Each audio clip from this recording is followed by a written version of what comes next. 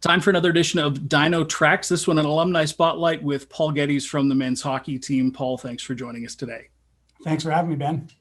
So you played for the Dinos from 1983 to 87, kind of the heyday of Canada West hockey, and I'll get to that in a minute. But first of all, what was it that brought you to the University of Calgary in the first place? I wasn't necessarily recruited. That year, my first year was a year where George Kingston went on sabbatical, and so I don't think a whole lot of recruiting was done. But I had just finished playing for the Calgary Canucks and, was living at home, and it just made sense for me to go to school here in Calgary. And I'd heard great things about the program and decided that was where I wanted to go, and was very fortunate enough to make the team that first year. What was the league like back there? I know no one looking at some of the scores and stuff from back then, it's almost like you didn't actually have goalies. There was a lot of offense in the league. I mean, are you saying that I wasn't a good goal scorer? Is that what you're trying to tell me? No, not at all. Absolutely not. It was for myself, being a smaller player, it was a very physical league. You go into U of A and play in their very small arena, and they had a big, strong team. You go into U of S and play in what was called the Doghouse. They had a small little barn on campus. So everywhere you went was very, very physical. As you probably know, my first year, we were not very good. In fact, I think we won 3 games out of 24. So it was a tough start to my university career. But again, just I found it very physical. I remember being on the losing end of some of those high scores for sure. I believe it was very, very good hockey, and I never played major junior, so I can't compare the two, but I certainly feel it was every bit as good. As you kind of progress through your career, you end up in 1987 as the Canada West Player of the Year, set us what still stands as a school record with 69 points in that last season for you. You got to play for Canada at the Spengler Cup that season. What really stands out from that final year for you?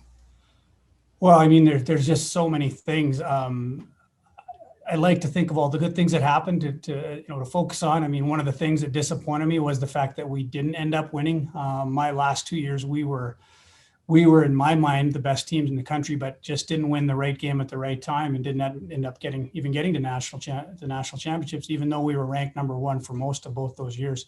Ben, I was also very fortunate to play with some outstanding players, and that year, playing with Terry Jones and Scott Robinson as a line, just one of those years where things, I got a lot of bounces. So I certainly am not taking any credit for any of those records. I had a ton of support on and off the ice there. Going to the Spengler Cup, that is, when I look back at my career, that's definitely a highlight. Really had no idea what I was getting into when we went. Now it's televised here in Canada, so everybody has a really good understanding of what that tournament is all about. But when, Terry Jones and myself were selected to go over, we really didn't know where we were going and what we were doing. And I'll tell you what, it was incredible experience. Davos is a great little city up in the mountains in Switzerland, the most beautiful arena I've ever seen. And then to get to play with, these amazing Canadian hockey players and then to win. I mean, it was just an incredible, again, very fortunate to get to be part of that opportunity, but it is definitely a highlight for me. You went on from your university career to spend the next 10 years or so playing pro in Europe. How did your experience as a Dino set you up for that opportunity for the rest of your career? There's no doubt in my mind that playing for the Dinos is what opened the door for me to go over there. I mean, the short story is when I went over to play in the Spengler Cup, I met a fellow by the name of Merlin Malinowski, who was a very talented player who played with the Medicine Hat Tigers, and he was playing in Switzerland at the time, and let me know they were looking for another import, a cheap import. They had just moved up into the top league in Switzerland, and I said, yeah, sure, sounds great. Thankfully it worked out for me. But if I don't go to the Spengler Cup and I don't meet Merlin Malinowski, I don't go to Europe. I go into my career as an accountant and move on from there. So, but that's just the short answer. Ben, the longer answer is the skills I learned both on and off the ice, being part of the Dinosaur program, is what allowed me to not only get the opportunity to go over there, but to then stay over there for 11 years. Whether it was my, the on-ice abilities that I was able to learn through the coaching and teammates that I had, or the off-ice stuff, right? Going to school, learning to manage time, prioritize, all those things, all played a huge part in, my ability and the opportunity that I got to go over there and play. What was the next step for you when your hockey career ended? You made the transition into the business world. What have you been up to since? Yeah, I made the real easy transition. It's interesting, and again, university played a huge part in that. When I came back, I'd been gone for 11 years, and the world had changed significantly. I mean, when I was going to school, I took a computer course where we learned to program in BASIC, and when I came back, basically everything was being done on the computer, and I had zero computer skills. So, trying to find a job in that environment was challenging, and I was fortunate enough that George Kingston, my coach from the University of Calgary, wrote me a letter of recommendation. And when I got my job, which was in the oil and gas pipeline industry, they basically told me that's why they hired me, was because of the letter that George wrote for me. So again, very, very fortunate to have people like that in my corner.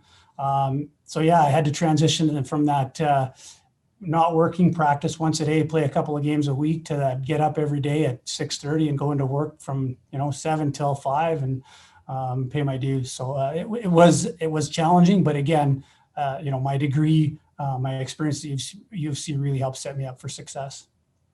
You're part of a group now of former Dinos hockey players that's pulled together the Third Assist Club to support the program kind of going forward. And I know that a lot of you mentioned your experience with George writing that letter for you. I know that alumni connections are very important as current players are moving to the business world as well. Why is this something that's important for you to be part of kind of at this point? Yeah, it's a great question, Ben. And there's probably, I could probably talk for quite a while about it, but I think bottom line is, as I've mentioned already, the program did a lot for me. And, you get wrapped up in your life after you leave university with career and family and all those other things. And your alumni association, or your association to the alumni, better said, takes a back seat. I always tried to stay connected by, going to the odd game or attending the golf tournament, stuff like that. But, now at this point in my life, I have the time and I really do want to give back. The program did so much for me. I want to give back. And I know the guys that are involved with me feel the same way. And it's an amazing program. And, we just want to try to, rebuild that connection and that community between the alumni and the current program, and help that program be as successful as it can be. Outstanding. Well, Paul, thanks so much for your time today, and go Dinos. Thanks very much, Ben.